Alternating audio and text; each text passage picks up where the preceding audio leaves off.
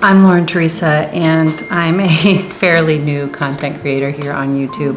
And I wanted to make a video today about doing less. And the reason I say doing less is that I used to run around like a chicken with my head cut off. And I wanted to be accomplishing a lot, but at the end of the day, I never seemed to get much done or feel very satisfied with life.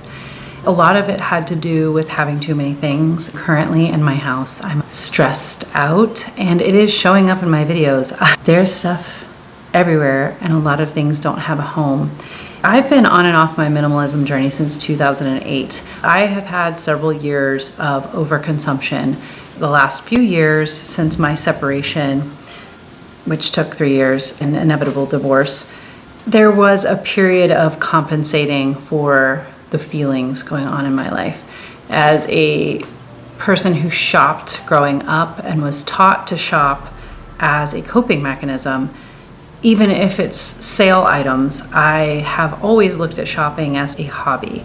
And when I decided to do a low buy year this year, which has gone okay, I really have had to look at this impulse to go sift and sort through the things of this world, right? I've been doing a lot of thrift storing.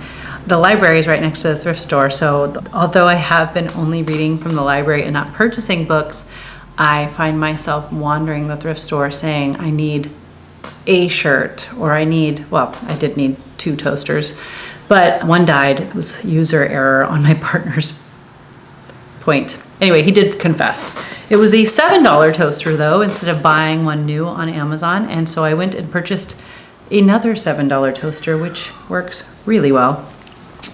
You cannot avoid making mistakes. When it comes to minimalism, frugality, parenting, there is no perfect formula. I remember a therapist once telling me when I was a new parent and extremely anxious about doing it wrong, she said, I want you to stop consulting the experts for a little while. And she made me put down the phone, the Google, on my child's life. I think it was 3 months in. And a lot of my fears about my own childhood came up for me, and worrying that I was going to mess her up, which may be unavoidable, but I do believe I'm a conscious parent, and I do want her to grow up being wild and free. I had a lot of that opportunity as a kid. For all of the faults of my childhood, there was a lot more good than there was bad. So I like to acknowledge those points as well. I ran around outside with no screens for a good majority of the day, but I did also fill my evenings with lots and lots of cable.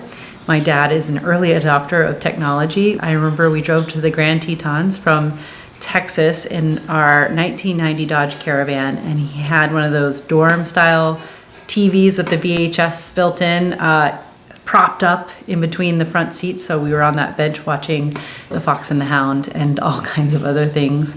We were early adopters of lots of technology and stories and movies, but was it detrimental? I don't know. I've always been a little ADHD, but I also grew up in a household where the TV news was on most of the day, and NPR was playing on the radio. There was a lot of shouting and stuff everywhere. I think I'm drawn to minimalism as a result of anxiety with things calling out to be taken care of.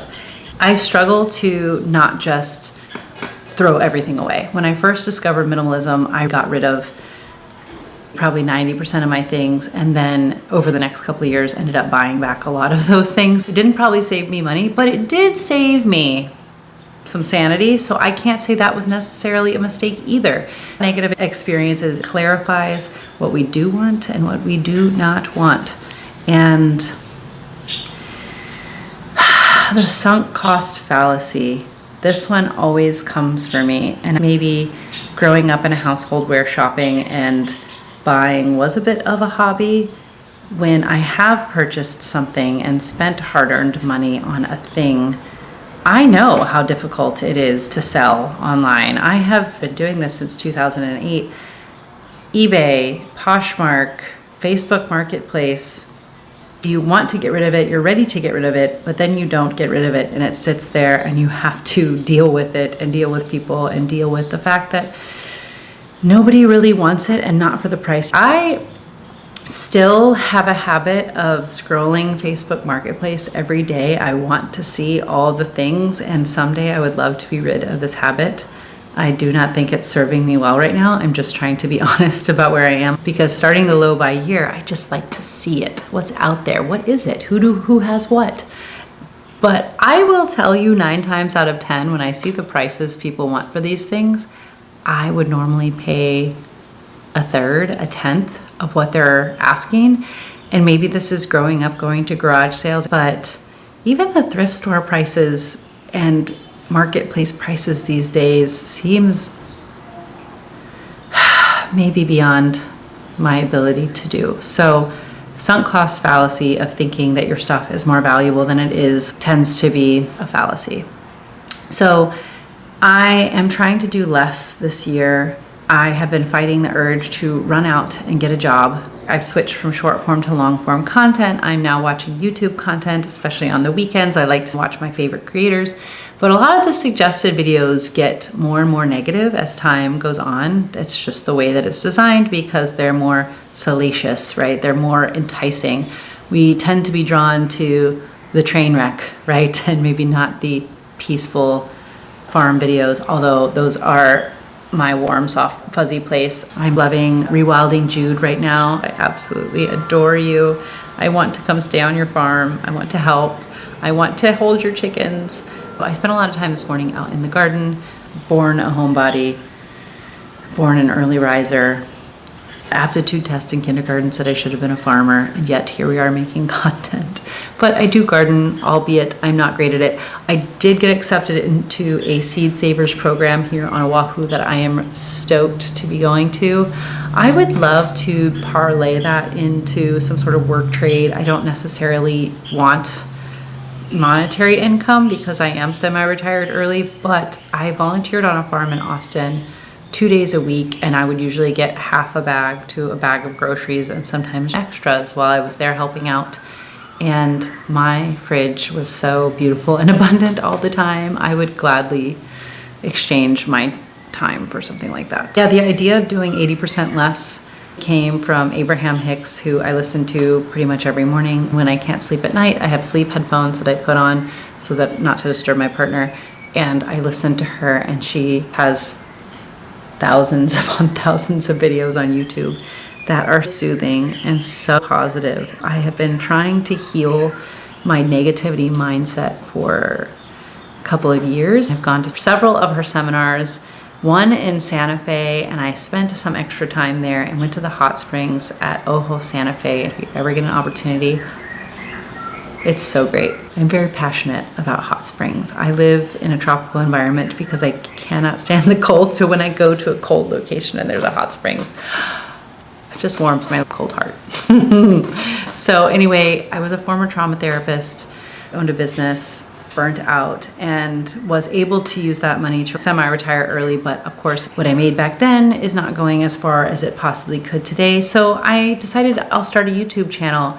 And if it doesn't work out after a few years, maybe we'll go back to business. But I have like a 3-year runway. So thank you for joining.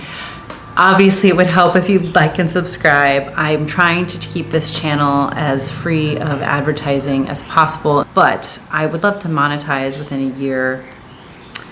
I struggle because I mostly like making talking head videos because it's what I can do right now. I've attempted some cinematic features and I don't think it's hitting. So I need to learn more about film and storytelling using my beautiful new camera. But until then, I'll still be showing up and bringing you guys some joy, some tidbits on frugal living and minimalism, some recommendations for books and blogs.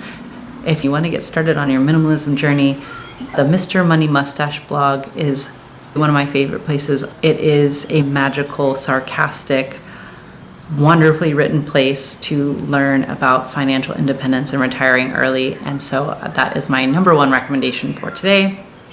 I love that guy. He's got some TED-style talks on YouTube, but the blog is great too. If you like to read the book, Your Money or Your Life, that's what started me on this journey. It's still relevant today. Mr. Money Mustache wrote the most recent intro, and it was stellar. Please check those out. Thank you for being here, and if you want more, follow along. Mwah.